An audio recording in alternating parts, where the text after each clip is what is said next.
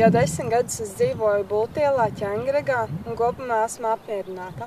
Martā saņemot dzīvokļu rēķinu, pamanīju Rīgas nama pārvaldnieka norādi, ka no 10. aprīļa varēšu uzzināt, kāda bija mājas tēriņa pērn. 10. aprīlī iegāju mājaslapā, taču informācijas tur nebija. Zvanīju savu nama pārvaldnieku iecirkni, kur man solīja atzvanīt, kad pārskats būs gatavs. Pēc nedēļas saņēmu zvanu, ka var doties pakaļ pārskatam.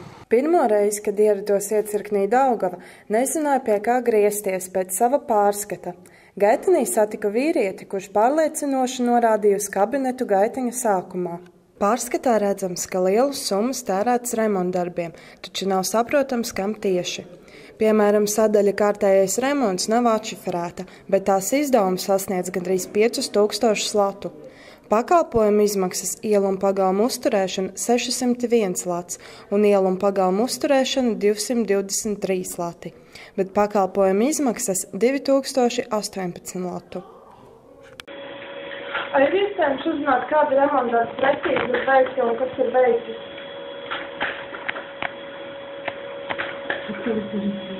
Par remontdarbiem.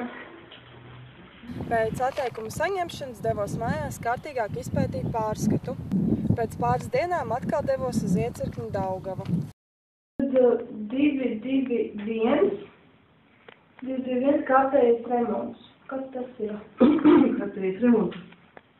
Tas ir mājas, piemēram, kanalizācijas sistēmas tīrīšana, lampiņu nomaiņa, kāpņu telpas, kaut kādi cauruļu remonti, ja, piemēram, tur stāvvadam ir kaut kāds plisums vai kas. Jumta remonts, ja vietam kaut kur ir, nav kapitālis, bet tāds kārtējais. Jā, es saprotu, bet kā es varu zināt, kas tieši ir veikts manētai mājai? Par ko tur ir samaksāts 2000? Par tiem kārtējiem darbiem. Elektrike, santehniķe, junite. Bet es arī nevaru redzēt, kas tieši tur ir veikts. Diemžēl pie šita pārskata nekā teikt. Nav nekādu citu pielietumu.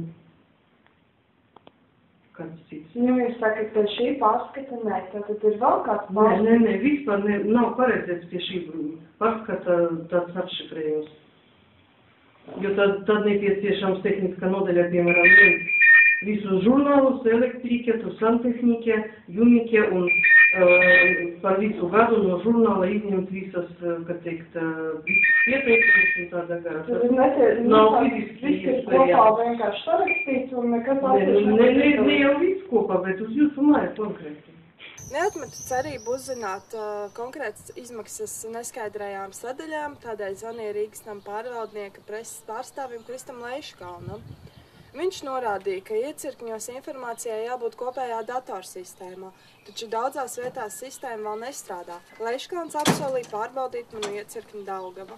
Pēc pāris nedēļām no Krista Leiškalna saņēma e-pasta vēstuli ar sīkāku tāmas atšifrējumu. Neko daudz gan šī tāma man nedeva, jo tai nebija pievienotas nedarba izmaksas, nekas tos veicis.